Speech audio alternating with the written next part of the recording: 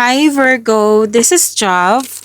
Welcome po sa ating channel. By the way, Virgo, this is your weekly Gabay Tarot reading from January 26 to February 1, 2026. Gamitin ang reading na ito bilang gabay lamang. Tandaan, Virgo, ito po ay general reading.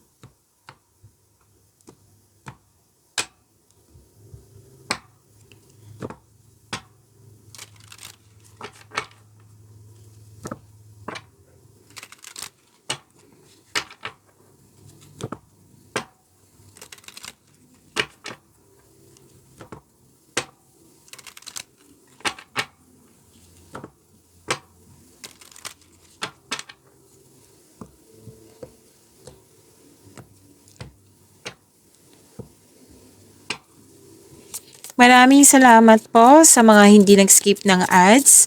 Subscribe na po kayo sa ating channel at click bell notification para updated po kayo sa bagong video natin. Para sa mga gusto magpa-reading po, comment po kayo ng personal reading and check my reply sa comment section.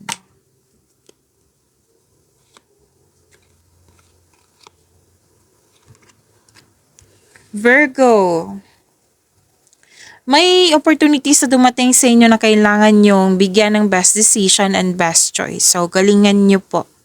Gumawa kayo ng konkretong plano para makapili kayo, para makapag-decide kayo. Okay? Kasi makakatulong din yan sa pag-increase ng iyong confidence. Mas lumawak yung ambisyon mo sa buhay. At may malaking influence ang isang lalaki po. Pwedeng ikaw to, pwedeng siya. Yung malaki ang kanyang influence sa iyo. At nakikita ko dito na ingat lang po kayo kasi parati itong lumalabas sa inyo Virgo, kung pansin nyo, kung parati kayong nanonood dito, na may hindi totoo sa iyo, may mapanlin lang, may nagsinungaling, may tuso, mandaraya, kompetisyon, rivalry, pwede din pong temptation po ito. Okay? Maraming case ng temptation ha. So, piliin nyo po yung inner peace kesa sakit ng ulo. Okay? Kung may ligawan po dito, hindi naman sa tinatakot ko kayo.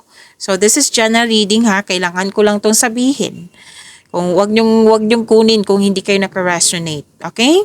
Ibigay nyo po sa iba. Kunin nyo lang po kung ano yung naka-resonate sa inyo, Virgo. Kasi may nakita ako ditong nakisawsaw, nangingialam, or di kaya third party concern. Pwede din po na yung advice kasi to yung mga single dito lang karoon ng ligawan, see to it na single yung kausap mo, na hindi siya committed sa iba. Okay? Tapos pwede din itong committed ka, tapos natatempt ka, diba? So, iwas na lang. Mas piliin nyo talaga yung inner peace kaysa sakit ng ulo. Kung pwede po, kung gusto nyo.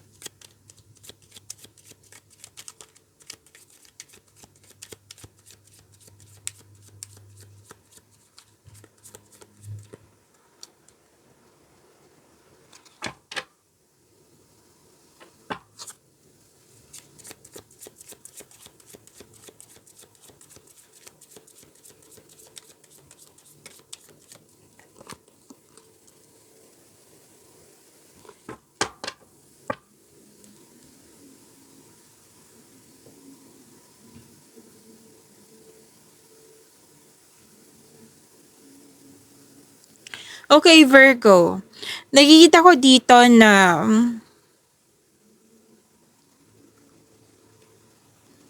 malalim ang iniisip mo. Kasi nga may, 'di ba, may dumating na alok opportunity sa inyo na pinag-isipan mo na mabuti.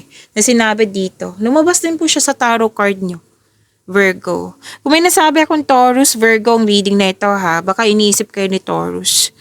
Okay.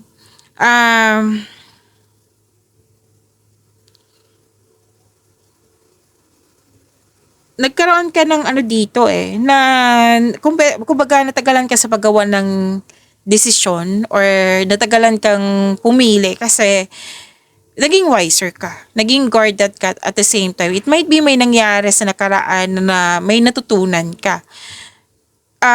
Sabi kasi ng card dito na don't hesitate too long. Okay? Kasi opportunity to So don't hesitate too long kung pwede po. And kung may concern kayo sa isang tao, kailangan po ng forgiveness dito. Okay? Na kung may dismayado, may ano dito dismayado sa posisyon, dismayado sa status, na kailangan mong isipin mo yung inspiration mo sa buhay para ma-motivate po kayo. Kumbaga kailangan maging willing kang to move forward para magkaroon ng new, yung bumukas yung new doors for you. Okay? At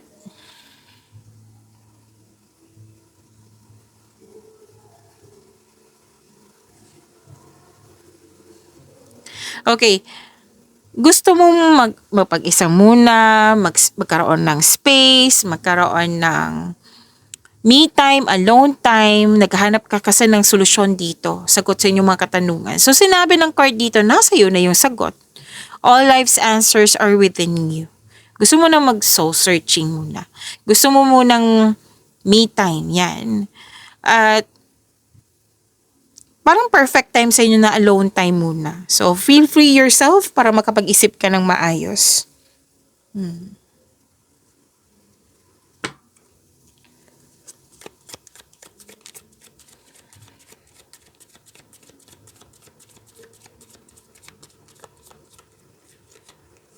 Career and money.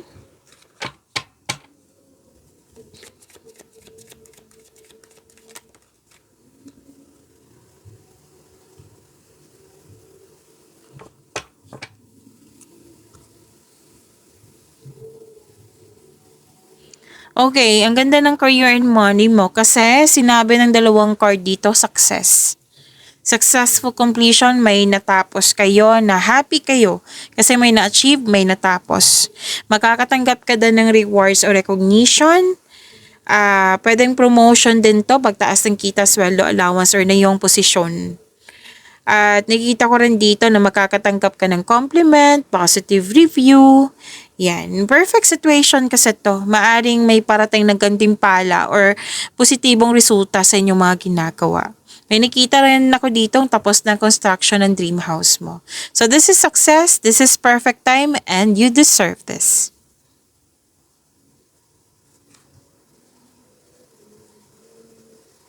So you are very inspired. Inspired in action.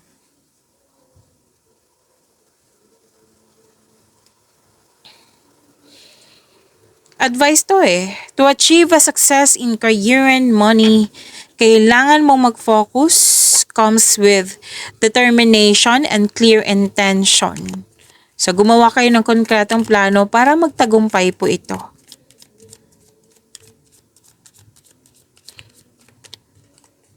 Lumabas din dito yung sinabi ko dito na gumagawa ka ng big decision. Lumabas din po siya dito. So, gawa kayo ng konkretong plano. Yung sinabi ko kanina dito, din lumabas din dito. Yan din yung sabi. Gumawa ka ng konkretong plano para makagawa ka ng big decision. Para makapili ka din.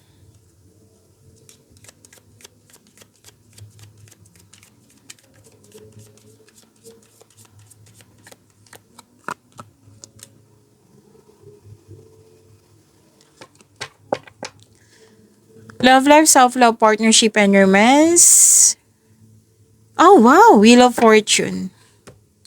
Okay. Huwag niyong kalimutan na mag-subscribe sa channel natin. Nabulol ako, Virgo. Huwag niyong kalimutan mag-subscribe sa channel natin at click yung bell notification para updated po kayo sa reading natin.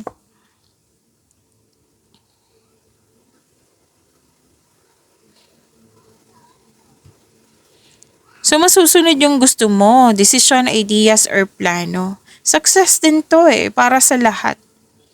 Kumbaga, kung nagkaroon ng disbalance noon, magkakaroon ng balanse ngayon.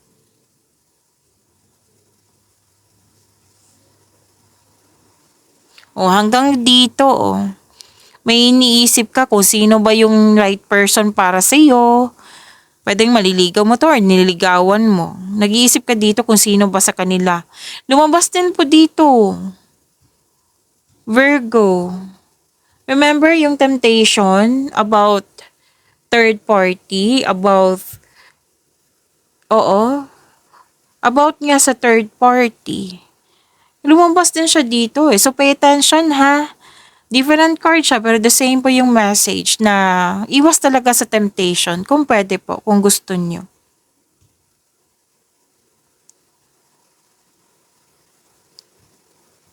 So, magkaka-receive kayo ng blessings. Wow. Sa mga single, may chance na mamimit mo yung new romantic partner mo. Sa mga relasyon na hindi nagkaroon ng pagkakaunawaan, magkakaayos kayo nang dahil sa dumating na blessings at magkakaayos kayo.